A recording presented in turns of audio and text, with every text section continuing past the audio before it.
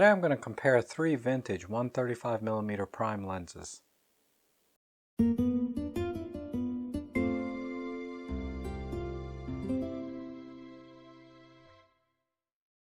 Okay, so the 135mm prime is actually not a very popular focal length, relatively speaking, to say the 50mm, the 35, the 25, the 17. The 75mm gained some popularity. It's just a fabulous lens, so I don't own one, but the next good prime is maybe the 300mm f4. So there's a pretty good gap in the micro four thirds system in terms of the 135mm prime. They just don't exist. And if you want to buy a modern 135mm prime, you have to go to, say, the Nikkor 135mm or the Sigma that just came out. It's a 135mm f1.8, and I looked that up, and it was like $13.99. I mean, $1,400 plus tax. It's just, that's a lot. And I think one of these three lenses, any of these, really would be an excellent alternative. I mean, I paid for these three lenses plus the adapters less than $200 combined. Then, and I've got three lenses here, and they're all excellent. This lens here, and I'll put the specs up here for you for a quick look.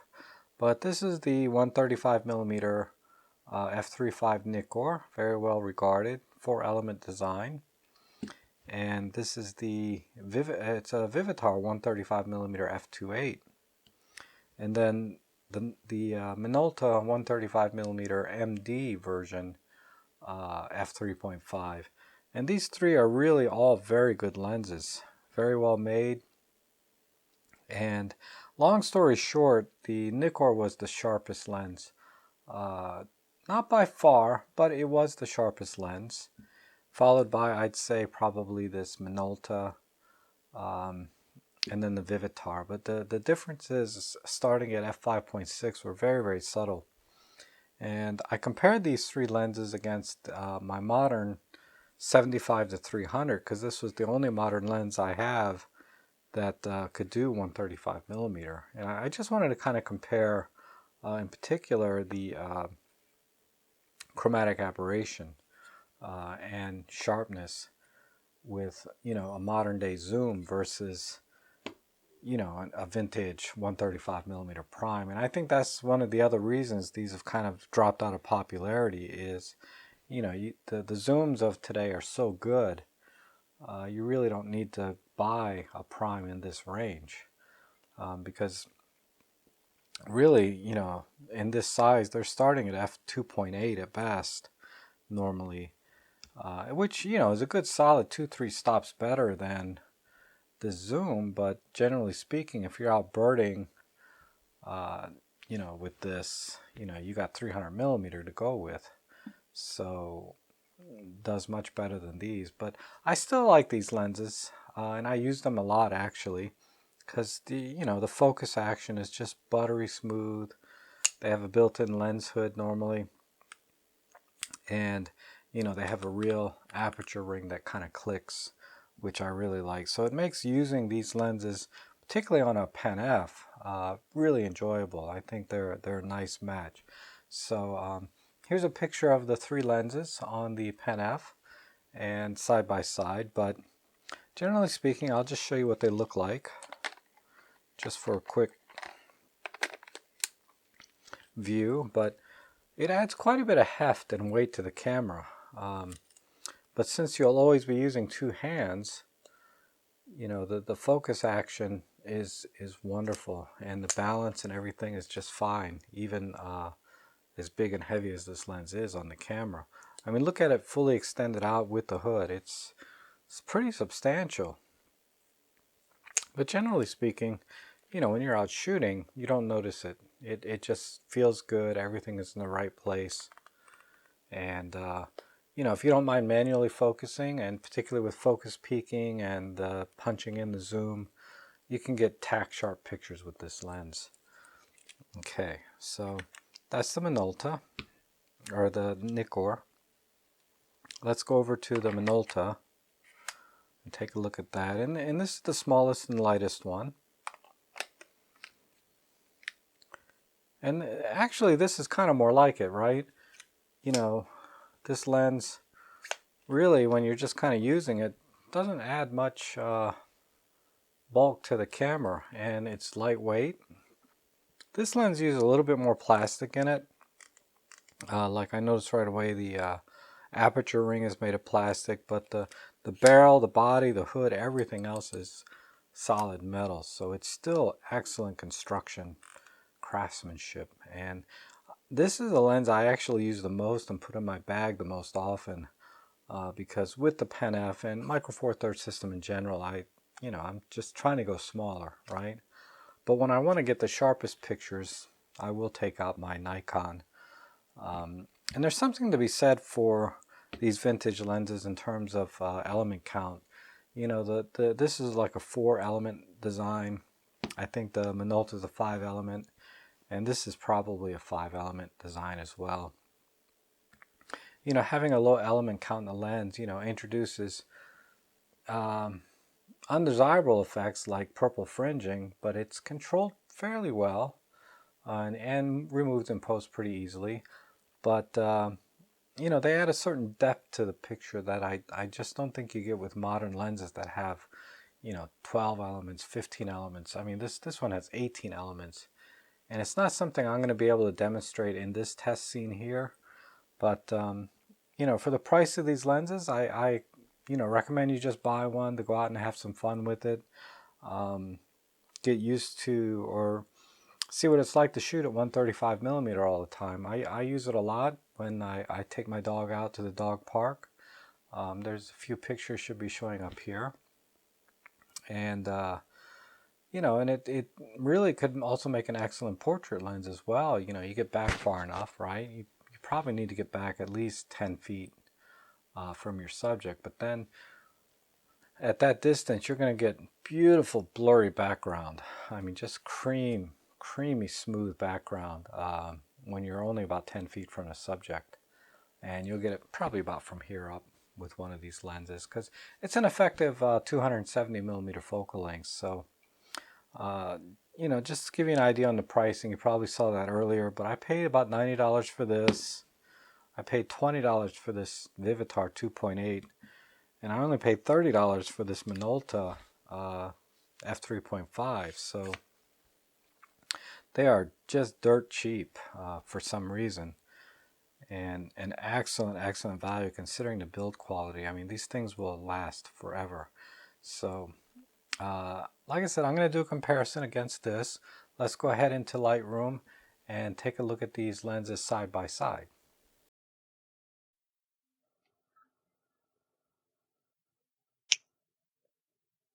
All right, over here in Lightroom, I've kind of grouped these pictures together, and I have set up my standard test scene.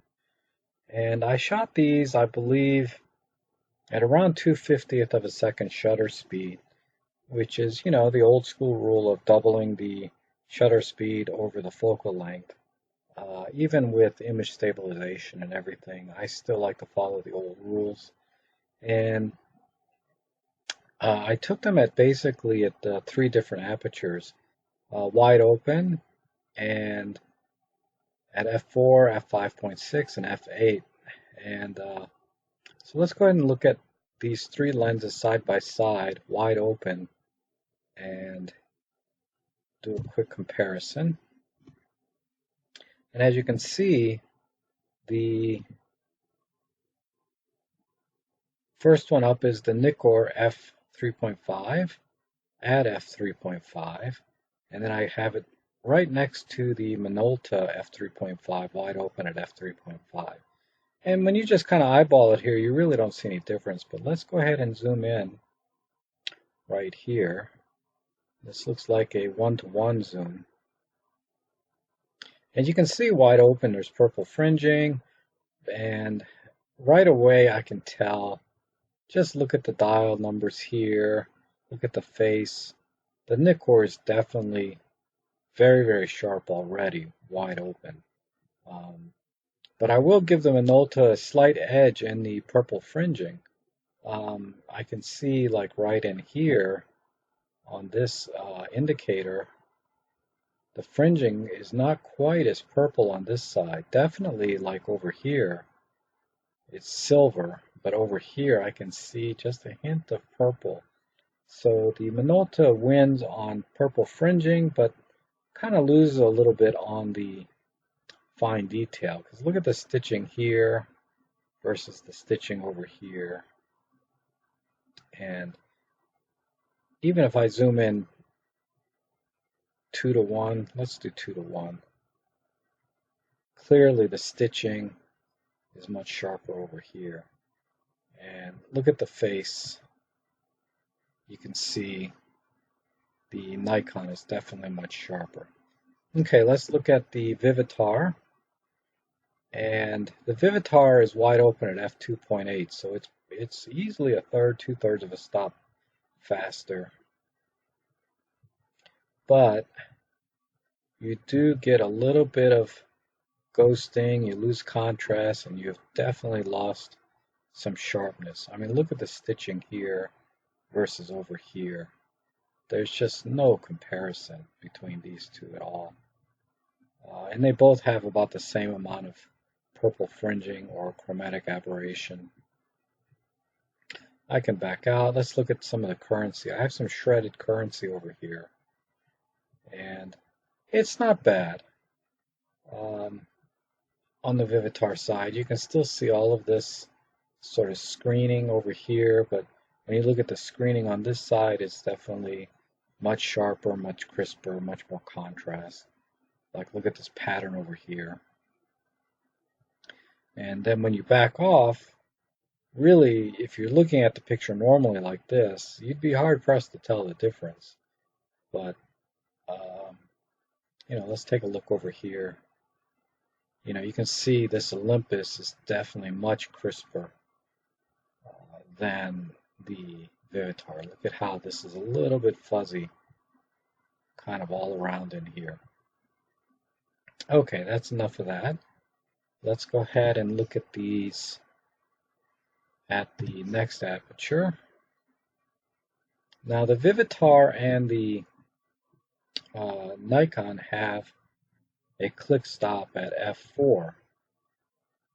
So I wanted to compare these two at f4 and see the difference. And you can see the Vivitar cleaned up very, very nicely at f4, which is just one stop. But again, the Nikon wins in overall sharpness. I mean, look at the stitching here versus over here. And it could be maybe a micro focusing difference. Let's look at the stitching on this side and see. Clearly the Nikon is sharper, more contrast. How about up in here? So if my micro focusing was off, somewhere in here the Vivitar may be just as sharp, but I really don't see anywhere.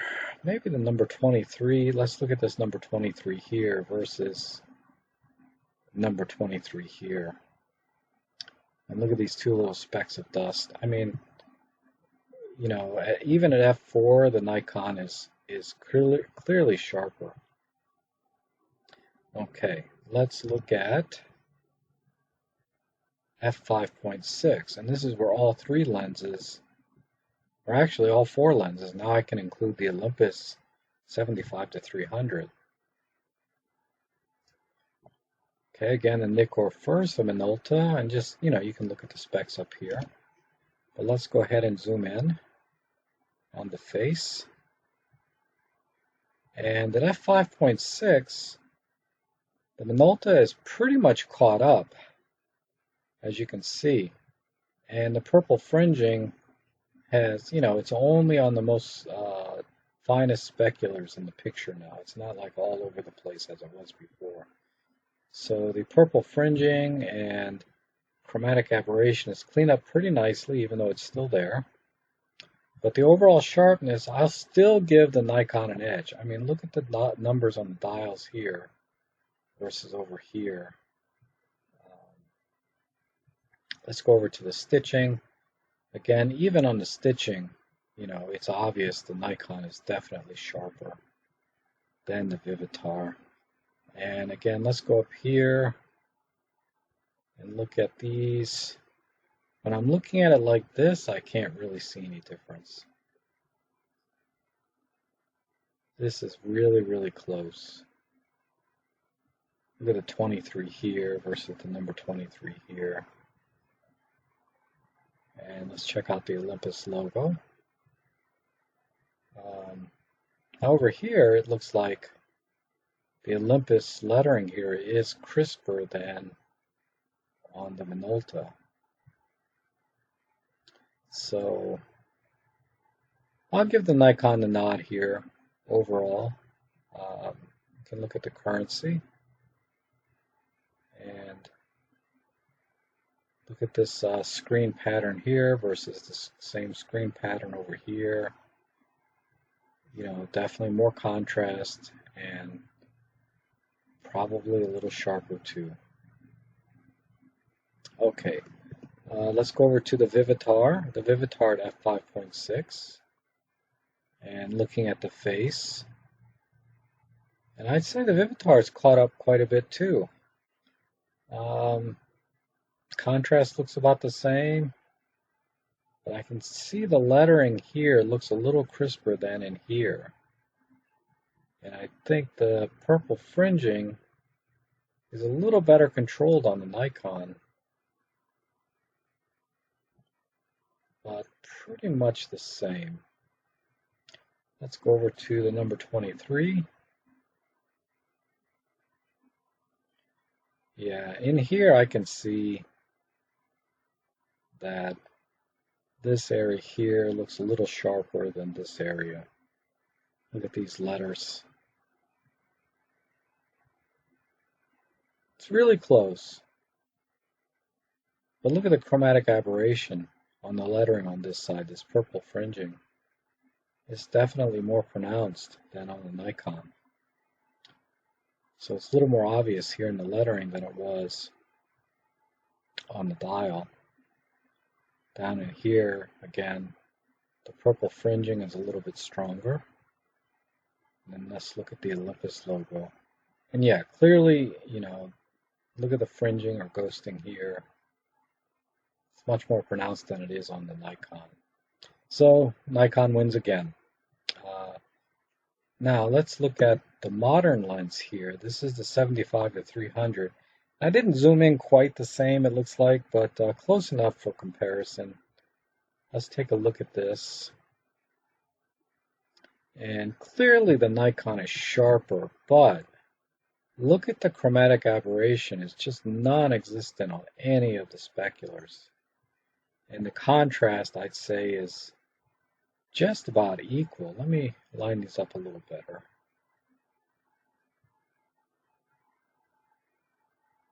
Okay. Look at this. Yeah, we have a specular here, but look at the specular over here. There's purple all around it. And the contrast, like comparing this area to this area, is also very, very good. Maybe even a little better on the modern lens, on the Olympus. Let's see if we see any fringing up here. Not really.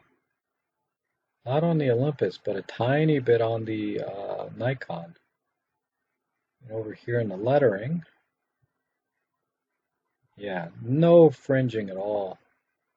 But there is, again, that subtle hint that's been there in all the pictures. But in terms of sharpness, I'll give the Nikon the edge here. However subtle. I mean, backing off, yeah, I can't tell any difference. Like, let's look at some of this currency. Ooh, yeah, you do see it here. Look at the screening here versus the screening over here. The Nikon is definitely sharper. Let's move up a little bit. See if there's anywhere else. Yeah, again, look at the screening and the pattern. Look at the dust on the side of this casing. Nikon is definitely sharper in the corners. So The modern lens, this is a native micro four thirds. You're definitely losing sharpness out towards the edges. But towards the center,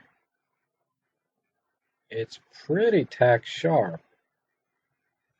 Except I will give the Nikon a win here again, despite the mild purple fringing. Okay, let's look at all the lenses at f8. And I cropped these in ahead of time.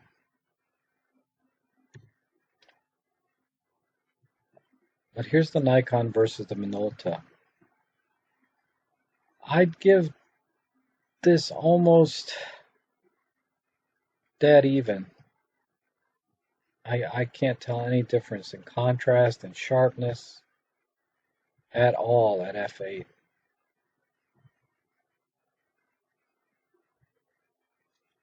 Nothing.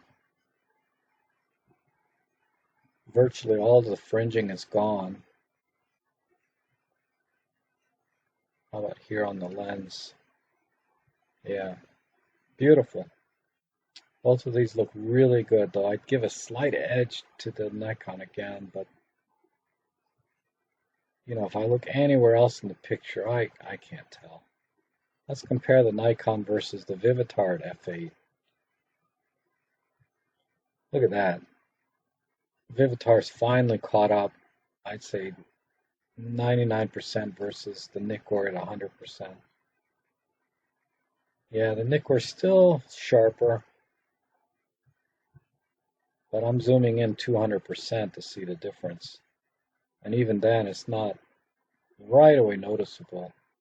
I think what it is the Nikon still has better contrast. But the purple fringing and everything is just virtually gone. At least on the Nikon. Look, you can still see it on the Vivitar, even at f8. Over here, the Nikon definitely looks sharper. But I think that's mainly because of this fringing. Okay, and then let's compare the Olympus. Okay. Look at the Olympus. This 18 element zoom has excellent contrast, no purple fringing at all. Sharpness is very good. There seems to be a slight color change though. It looks a little bit warmer on this side, and I did fix the white balance to the Nikon lens so that if there is a color change in the lens, it'll show up here, and it has. But yeah, at f8, the Olympus is really, really close. At just a random glance, you'd say they were equal, but if you really look close, I'd give the edge to the Nikon. Okay, so I put this chart together here to try to quantify what I saw in the images, and I recommend maybe just pausing the screen here and taking a look at my numbers, maybe going back and look at some of the pictures at these different f-stops to see if you agree with me or not. But generally speaking, the Nikon wins across the board, and I would say the Olympus 75-300 was equally as good as the Nikon at f8 and nearly as good at f5.6. And as a matter of fact, all four lenses were very good at f5.6. So you really can't go wrong with any of these lenses. The only thing I would say is if you need to shoot at f3.5, and we're talking about a stop and a third of light here, it's a pretty significant difference really when you're trying to go for sports or action. Being able to shoot at 1/400th of a second versus 1/800th of a second is huge. And I say that from experience of trying to shoot at the dog park and the dogs running around. Shooting at 1/400th of a second, while the dogs are running just doesn't work for me. You know, if you want to freeze the action, if you like a little blur in the photo, that's fine, but you have to be really good at panning and things like that. But so I always shoot at the highest shutter speed I can, or if I want to try and get the lowest ISO I can, you know, having that extra stop and a third at f3.5 is huge. So you know, that's one of the reasons I, you know, don't use the 75-300 as much as I'd like to, because it's just, you know, at f5.6 or f8 it's just too slow. And the Vivitar going down to f2.8 is really nice. And if, you know, if I'm taking general pictures, you know, when you're just eyeballing it full frame, it doesn't really look that much worse than the other pictures. But there is a difference because you end up, you know, at least for me, I end up cropping a lot. And at f2.8, the Vivitar is really not acceptable if you're going to be cropping. So it really leaves you down to either the Minolta or the Nikkor lens. And, you know, if you want the sharpest picture all the time at f3.5, yeah, the Nikkor is your best bet. It's a little heavier, but it's not bad. It's very comfortable on the camera. For me personally, I take the Minolta 135 out the most because it is the smallest and lightest, significantly so, of the three lenses. And, you know, I can shoot at f5.6 most of the time. I just bump the ISO up. I mean, I don't like it, but, you know, the trade-off in size and weight for me is worth it. But for you, you know, maybe getting the Nikkor 135. And the other big decision might be the price. I mean, the Minolta you can get for $30 all day long. And I'll put links below down for these, but the Nikkor, you're typically going to be at $100 or more for that one. So if you just want to try 135mm focal length, I think the Minolta is an excellent choice. If you know, if $100 doesn't faze you at all, then get the Nikkor. It's really the best lens here. So that about sums it up. Okay, so thanks for watching. If you have any comments or questions, go ahead and leave them down below for me, and I'll try and get back to you as soon as I can. I always enjoy reading your comments, and if you like this video, go ahead and subscribe because I plan on making some more. So thanks again for watching, and hopefully we'll see you again soon.